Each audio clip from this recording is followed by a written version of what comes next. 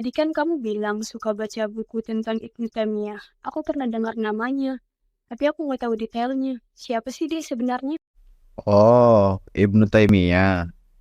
Ibnu Taimiyah itu ulama besar dari abad ke-13. Nama lengkapnya adalah Abu Abbas Ahmad bin Abdul Halim bin Muhammad bin Taimiyah Al-Harani. Dia lahir tahun 1263 di Haran, yang sekarang masuk wilayah Turki. Tapi, keluarganya pindah ke Damaskus waktu dia kecil, karena invasi Mongol. Oh, jadi dia tumbuh di masa yang penuh konflik ya? Oh, Ya, betul banget. Itulah yang memengaruhi cara pandangnya. Dia melihat kehancuran, kekacauan, dan penyimpangan umat Islam. Makanya, dia sangat kritis terhadap praktik-praktik yang menurutnya menyimpang dari ajaran Islam murni. bagaimana pandangan politiknya? Nah, ini menarik nih. Ibnu Taimiyah itu berpandangan bahwa kekuasaan itu harus tunduk pada syariat Islam. Ia menolak total kekuasaan yang tidak berdasarkan hukum Allah. Bahkan, dia pernah bilang kalau penguasaan Muslim yang tidak menjalankan syariat itu bisa dianggap kafir. Wah, cukup radikal sekali. Tapi bukannya itu bisa dipakai untuk melegitimasi pemberontakan ya?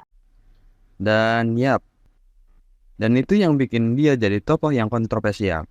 Tapi dia juga berhati-hati. Menurut dia, memberontak itu hanya boleh kalau kerusakan dari penguasa itu lebih besar daripada kerusakan yang ditimbulkan oleh pemberontakan itu sendiri. Bagaimana dengan cara kerja pikirannya?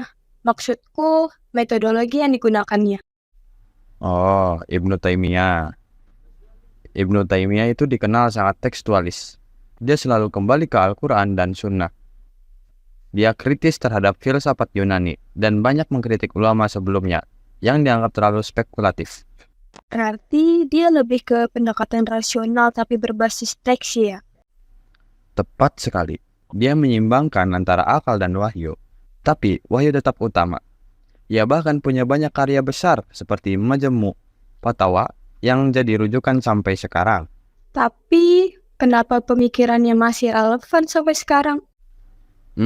Karena dia bicara soal inti dari agama seperti kemurnian ajaran, keadilan, dan perlawanan terhadap penindasan.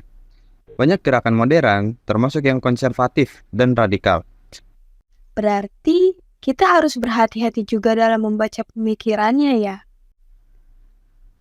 Betul, harus setara.